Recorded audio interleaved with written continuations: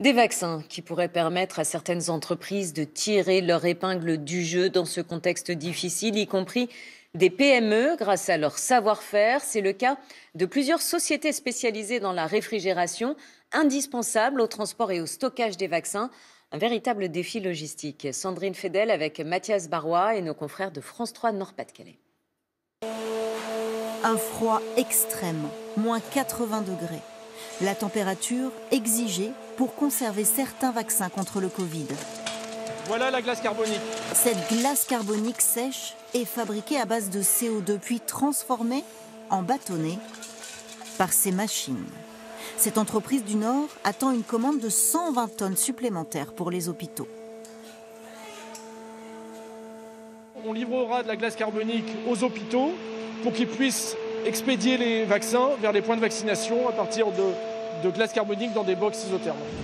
Depuis l'annonce de l'arrivée des vaccins, en France, toute une filière espère en bénéficier.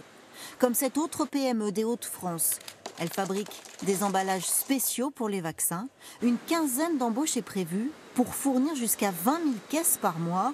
L'entreprise n'attend plus que le feu vert du laboratoire. L'intérêt, c'est son fort pouvoir isolant qui est bien supérieur à tout ce qui existe ailleurs sur le marché, qui est standardisé et qui permet très facilement de réaliser toute forme d'emballage.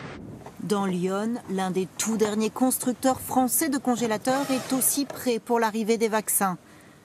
Des aménagements entièrement en inox dedans et dehors, donc avec une très bonne isolation, un équipement frigorifique assez puissant. D'habitude, l'entreprise vend ses congélateurs au restaurant. Mais avec leurs moins 20 degrés, ils pourraient convenir pour certains vaccins anti-Covid. Aujourd'hui, le directeur vise le marché des laboratoires, pharmacies et centres de vaccination.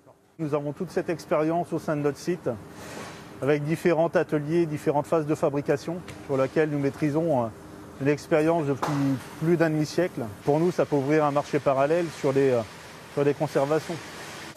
Pas encore de commande ferme, mais cette entreprise espère produire une centaine de congélateurs par semaine. Politique et cette annonce sur